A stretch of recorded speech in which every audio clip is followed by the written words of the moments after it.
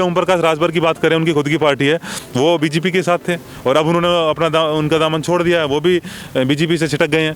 तो ये मतलब इसको किस प्रकार लेना चाहिए? मैं ये कहता हूँ, मानता हूँ कि जिस प्रकार से बीजेपी के सहयोगी उनको छोड़ रहे हैं, उनके मिनिस्टर छोड़ रहे हैं, तो ये चिंता का विषय है। इनको संभलना चाहिए और देखना चाहिए कि कैसे इसको ठीक। नमस्कार, मैं स्मृति ठाकुर और आप सब देख रहे हैं हैप्पीनेस इंडिया। आज हमारे साथ कृष्ण सैनी जी मौजूद है। इनसे जानेंगे कि यूपी चुनाव में जो आजकल सरगर्मियां चल रही है उसको लेके हम चर्चा करेंगे और इन्हीं से जानेंगे कि क्या ये सही है। तो सबसे पहले हम इनका स्वागत करते हैं हैप्पीनेस इंडिया में। नमस्कार सर, स्वागत है। नमस्कार, सभी दर्शकों को मेरा प्रणाम और नमस्कार।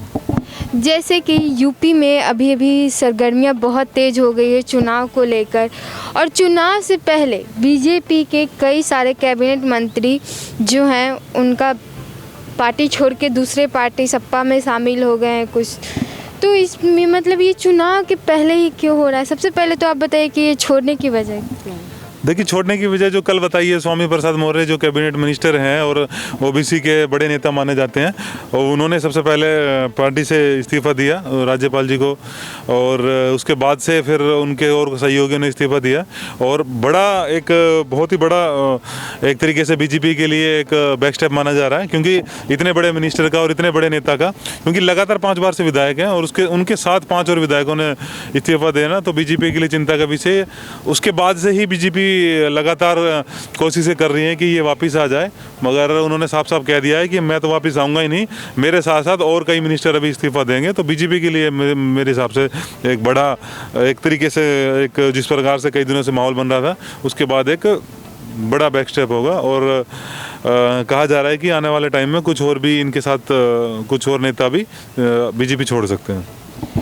तो ये चुनाव के पहले ही क्यों हो रहा है? देखा जा रहा है तो मतलब अभी तक उनके साथ थे, और जैसे ही चुनाव जैसे नज़दीक आ रहे हैं वैसे वैसे बीजेपी के नेता छोड़ के जा रहे हैं। मतलब ये चुनाव के पहले ही क्यों हो रहा है? तो चुनाव के पहले ही नेताओं का तो काम ही है कि वो चुनाव से पहले ही छोड़ते हैं। 5 साल तो जैसे जब तक आप मंत्री में मंडल में रहे, उसमें सरकार में रहे, तो पूरा अब टर्नओवर ख़त्म हो रहा है। टर्नओवर ख़त्म होने के बाद ही ये स्टेप लेते हैं। जिस तरफ माहौल दिखता है उस तरफ छोड़ के भागते हैं, है ना। लास्ट में नेताओं भाप लेते हैं। कुछ नेता ऐसे होते हैं जिनको पता लग जाता है जनता का मिजाज किधर है और पब्लिक क्या चाह रही है। तो जहां लग रहा है कि भाई, जैसे पिछली बार ये उसमें थे, बीएसपी में थे स्वामी प्रसाद मौर्य जी, और वहां से छोड़ के बीजेपी में आए। जिस प्रकार इनका कहना था कि भाई बीजेपी के अंदर मैं आया जब से, और हमारे ही दमखम की वजह से इनकी सरकार बनी है, पर अब वो बीजेपी भी छोड़ रहे हैं और कह रहे हैं कि बीजेपी ने मेरा किसी प्रकार से कोई एक तरीके से अपमान किया है। यहाँ पे आपको इंटरप्ट करना चाहती हूँ। जो लोग स्वामी मौर्य को वोट देते हैं, फिर वो कैसे विश्वास करे कि वो अगर बीजेपी पहले तो किसी और पार्टी को छोड़ के बीजेपी में आए, फिर बीजेपी छोड़ के किसी और पार्टी में जा रहे हैं, तो लोग कैसे उनके बातों पे विश्वास करें? क्योंकि उनका तो यही काम है, जब चुनाव आ रहा है तब भाई पार्टी छोड़ दो और दूसरे पार्टी में शामिल हो जाओ। हाँ, देखो, नेताओं का तो मैंने आपको बताया कि काम ही है, वो ये करते ही हैं कि जब एंड आता है तो वो पार्टी छोड़ के चले जाते हैं। अब आप देखेंगे बीजेपी की मैं बात करूं तो बीजेपी में आधी से ज़्यादा बीजेपी दूसरे दलों के नेताओं की है। बीजेपी के अंदर अपने नेताओं का तो आज दरकिरार किया हुआ है।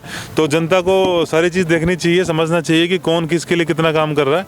आज मोटे मोटे जो ये इनके खुद के स्वामी प्रसाद मौर्य हैं जिन्होंने लिया, ये कैबिनेट मिनिस्टर थे, ये खुद बीएसपी से आए हुए थे। और जो बीजेपी के नेता है वो आज तक भी कोई, जो बड़े बड़े नेता है वो एमएलए भी नहीं है ना। या कांग्रेस की बात या कोई भी पार्टी की बात करें तो वो अपने नेताओं को छोड़ के दूसरे नेताओं की तरफ ज़्यादा आकर्षण दिखाती है।